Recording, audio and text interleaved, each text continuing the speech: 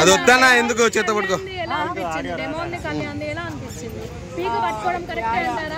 ఒక విషయం అండి, ఇక్కడ ఓన్లీ ప్రతి ఒక్కరు కూడా పేక పట్టుకోవడం గురించి మాట్లాడుతున్నారు తప్ప మన కళ్యాణ్ అన్న అరిచిన అరుపులు ఎవరు పట్టించుకోవట్లేదు, మన సంజనా గారు అన్న మాటలు ఎవరు పట్టించుకోవట్లేదు, మన రీతు గారు అనవసరంగా మధ్యలోకి ఎందుకు దూరిందో పట్టించుకోవట్లేదు.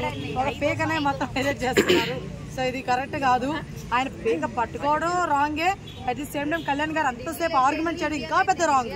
అర్థమవుతుందా? ఆయన రాంగే, డిమాండ్ పవన్ రాంగే, రీతి గారు అనవసరంగా మధ్యలో ఎంటర్ అయింది కదా, ఆయన ఇంకా పెద్ద రాంగ్. సో ఒక చిన్న ఒక 2 minutes అయితే 2 minutes కాలే కానీ ఒక 5 minutes 10 minutes అయిపోయే మ్యాటర్ని మన వాళ్ళందరూ రచ్చ చేస్తారు. మేబీ మీరందరూ ఏం స్టఫ్ ఇవ్వట్లేదని చెప్పేసి బయట మన వాళ్ళందరూ ఫ్యామిలీ వాళ్ళు వచ్చినప్పుడు అన్న వల్ల దేని వల్ల కొంచెం ఓవర్గా రెచ్చిపోయారని నా ఫీలింగ్ అండి. అంతే. అలా ట్రిగర్ చేసిందని కూడా అనుకోవచ్చు కదా ఆ విధంగా కళ్యాణ్ని. అర్థం కాలేదు. ఆ విధంగా ట్రిగర్ అంటే ఆ విధంగా రెచ్చగొట్టిందని అనుకోవచ్చు. డెమోన్ గానీ రీతు గానీ. బేసిక్ చెప్తానండి, ఇక్కడ ఫస్ట్ ఆఫ్ ఆల్ రెచ్చిపోతుండింది స్టార్టింగ్ నుంచి కళ్యాణ్ గారు. ఈ విషయం మీకు అర్థం కాలేదో, మీరు చూడలేదేమో సగం. కళ్యాణ్ గారు స్టార్టింగ్ నుంచి అరుస్తూనే ఉన్నారు, మాట్లాడుతున్నారు. మధ్యలో రీతి గారు వచ్చినారు. సో అప్పుడు ఇమ్మాయిల్ గారు అన్నారు, ఒరే నామినేషన్ నాదిరా బాబు, మీరెందుకు మాట్లాడుతున్నారు అన్నా కూడా మన కళ్యాణ్ ఎక్కడా తగ్గట్లేదు, డిపెండ్ చేసుకుంటూనే ఉన్నారు. ఆయన చేసుకోవడం తప్పుగా డిపెండింగ్ అనేది. కాకపోతే నేను ఏమంటానంటే ఎంతవరకు అంటే అంతవరకు చేసుకోవడం కరెక్ట్. అర్థమవుతుంది. ఇప్పుడు ఆయన అంతలా రెచ్చిపోతా ఉండి ఇవి రీతి మధురు దూడడం అనవసరం. ఈమె రెచ్చిపోతుంది, ఇద్దరు రెచ్చిపోతుంటే మన డిమాండ్ పవన్ ఏం చేశాడు, మరి ఎందురా వీళ్ళిద్దరు ఎందుకు ఇంతలా పోవడం. ఫస్ట్ మనోడు పోగానే గొంతు పట్టుకోలేదు. ఈ విషయం కూడా మీరు అందరు గమనించాలి. ఓకేనా? అదే ఆపరేషన్ ఫస్ట్ అన్నాడు, మనోడు ఆగలేదు. మళ్ళీ కూడా కొంచెం దగ్గర పోయాడు, అయినా ఆగలేదు. దాని తర్వాత ఆగరా అని చెప్పి ఇట్లా జస్ట్ ఇట్లాగా అన్నాడు. అది ఎట్టన్నా గొంతు పట్టుకోవడమే కాబట్టి మనోడు మిస్టేక్ అది అయితే మాత్రం. కానీ ఓన్లీ డిమాండ్ పవన్ మిస్టేక్ అంటే మాత్రం నేనైతే మాత్రం యాక్సెప్ట్ చేయలేను. వై అంటే కళ్యాణ్ గారు తప్పు ఉంది, రీతు తప్పు ఉంది, డిమాండ్ పవన్ ముగ్గురిది తప్పు ఉంది. ఒక పర్సన్ మీరు తప్పండి మాత్రం కరెక్ట్ కాదు.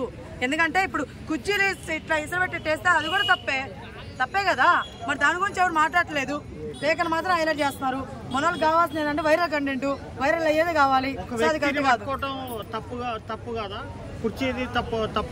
మీకు అదే చెప్తున్నానండి, మీకు ఏం చెప్పాను, ముగ్గురు తప్పు ఉందని చెప్పాను. నేను ఒక్కనే ఎవరు సపోర్ట్ చేయట్లేదు. ఇక్కడ ఒక మనోడు పేక పట్టుకోవడం ఇస్తారా, ఆ పేక పట్టుకోవడం అయితే రాంగ్ అని చెప్పిన. At the same time minimum live లో 40 minutes 50 minutes జరిగిందండి వాళ్ళది. అంతసేపు అరుచుకున్నారు. బీపీలు ఏమవ్వాలా, షుగర్లు ఏమవ్వాలా, ఏమవ్వాలి మీ హెల్త్. అర్థమవుతుందా? ఇప్పుడు రీతు గురించి మనకు తెలుసు కదా, అరుస్తూనే ఉంటుంది రా బాబు, మాట్లాడుతూనే ఉంటుంది, కూడా చేస్తూనే ఉంటుంది అని చెప్పేసి. కానీ ఈయన కళ్యాణ్ గారు మాత్రం అలా కాదు కదా, సైలెంట్ అయిపోయిండదు కదా. పోతే పోయినారా బాబు. ఎవరు కరెక్ట్ అనుకుంటున్నారు? నేను ఎవరిని కరెక్ట్ అన్నా, ముగ్గురు రాంగే.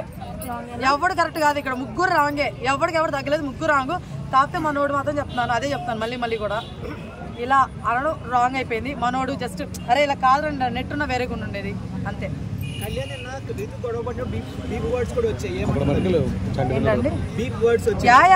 బీప్ పెట్టారు. సో ఇప్పుడు బీప్ పెట్టారని ఆయన ఏం మాట్లాడారు మనకేం తెలుసు. ఇప్పుడు అక్కడ మాత్రం బీప్ పెట్టేస్తారు. ఆ విషయం మనకు తెలియదు కదా, మీరు పట్టుకోవడమే చూస్తున్నారు. మరి ఆయన విషయం కూడా చూడాలి కదా. అదే చెప్తున్నా, మనము జనాలు అందరికి ఇదే అయిపోయిందిలేండి. ఒకడేదో ఒకటి ఇచ్చేయం కానీ దాన్నే పట్టుకుంటే తప్ప మిగతా చుట్టుపక్కలంతా వదిలేస్తున్నారు.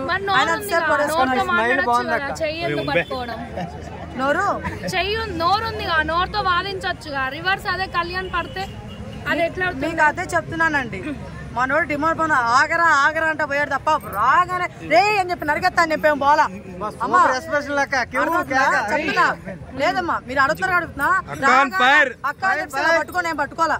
అర్థమవుతుందా? మనోడు ఫస్ట్ చెప్పాడు, అరే ఆగరా అన్న కూడా మనోడు ఆగలా. దట్టు మళ్ళీ ఏంటంటే ఇలా కూడా ఆగలేదు. ఓకేనా? ఇలా కూడా ఆగలేదు.